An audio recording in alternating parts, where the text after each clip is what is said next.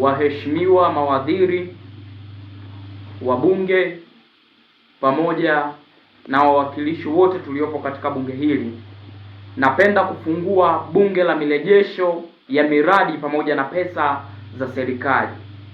Bunge limefunguliwa rasmi na tuwe huru kuchangia mada mbalimbali. Usikivu, utulivu na kuweka mihemko pembeni ndiyo kauli yetu kuu mbiu. Mheshimiwa mbunge wa Wamasai, karibu kwa ajili ya taarifa ya miradi. Asante ndugu Mheshimiwa Spika kwa nafasi hii ya kipekee sana kunipatia kuchangia kwenye bunge lako tukufu. Mheshimiwa Spika, nashukuru sana kwa bajeti mlioniwekea kwenye jimbo langu ya bilioni 900. Nimefanikiwa mpaka sasa hivi kujenga nyumba moja ya mwalimu wangu wa shule ya msingi, ambayo nyumba hiyo ina chumba kimoja.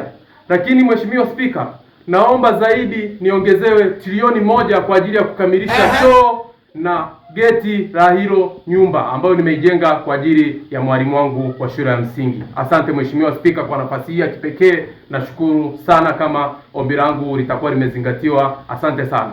Taarifa tafadhali Mheshimiwa mbunge wa Masai. Ina maana mradi umeamua utembeze uchi kama nyie mnapotembeaga tu na vikoi, si ndio Mheshimiwa? Taarifa Mheshimiwa mbunge wa Hadzabe. Ndugu Mheshimiwa Spika, unajua anacheka kwa nini? Hii ni maajabu.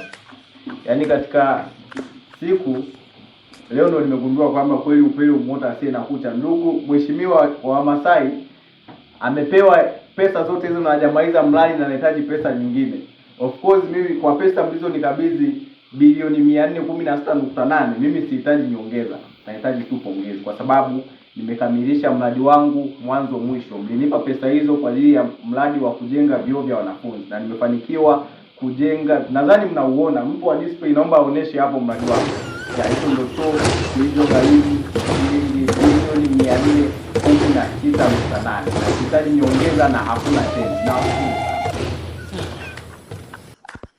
Mheshimiwa mbunge wa Nyakyusa, taarifa tafadhali.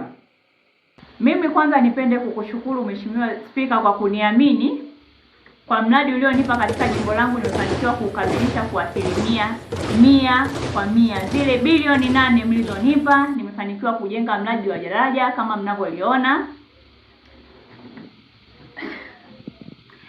Lakini Mheshimiwa, kinachonisikitisha zaidi ni taarifa za mbunge mwenzangu wa jimbo la Wahadzabe na mbunge wa jimbo la Wamasai kwa utumbo wanaoufanya.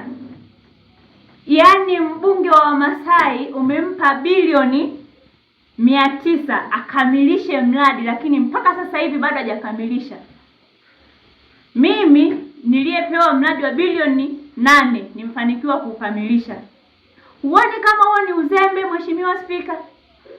Naomba hili jambo ulifanyie uchunguzi na lichukuliwe hatua zaidi ili lifanikishwe.